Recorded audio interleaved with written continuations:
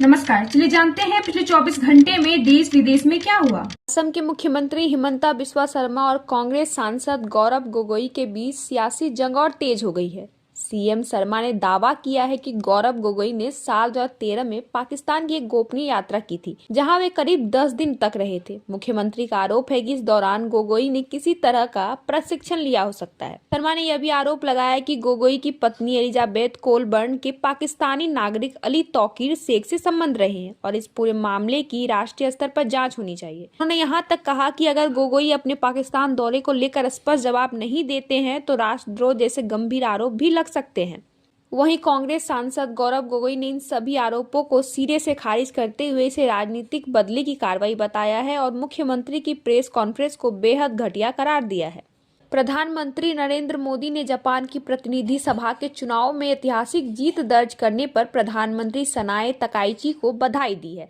PM Modi ने कहा कि भारत और जापान की विशेष रणनीति और वैश्विक साझेदारी क्षेत्रीय और वैश्विक स्थिरता के लिए बेहद अहम है। उन्होंने भरोसा जताया कि तकाइची के नेतृत्व में दोनों देशों के रिश्ते रक्षा, अर्थव्यवस्था और इंडो पैसिफिक क्षेत्र में और मजबूत होंगे। गौरतलब है कि तकाइची जापान की पहली महिला प्रधानमंत्री है और उनकी पार्टी ने भारी बहुमत हासिल की है।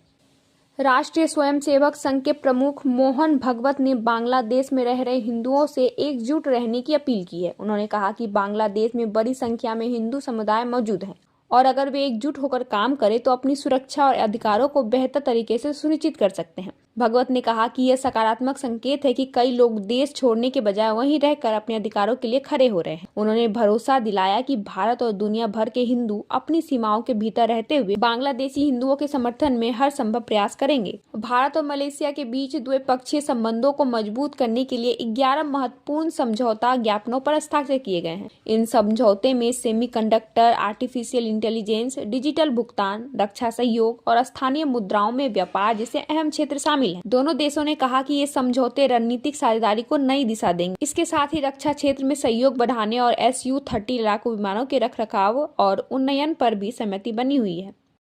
जनशक्ति जनता दल के प्रमुख तेज प्रताप यादव ने सोशल मीडिया पर फैल रही अफवाहों को लेकर बड़ा बयान दिया है। उन्होंने कहा कि उनसे जुड़ी महिला द्वारा बच्चे को जन्म देने की खबरें पूरी तरह झूठी, मनगढ़ंत और मानहानिकारक है। तेज प्रताप यादव ने आरोप लगाया कि राजनीतिक विरोधी उन्हें बदनाम करने के लिए सुनियोजित अभियान चला रहे हैं। उन्होंने कहा कि इन अफवाहों से उन्हें मानसिक पीड़ा पहुंची है और वे इस मामले में कानूनी कार्रवाई करेंगे। तेज प्रताप यादव ने साफ कहा कि उनका इस पूरे मामले से कोई लेना देना नहीं है और सच्चाई जल्द सामने आएंगी।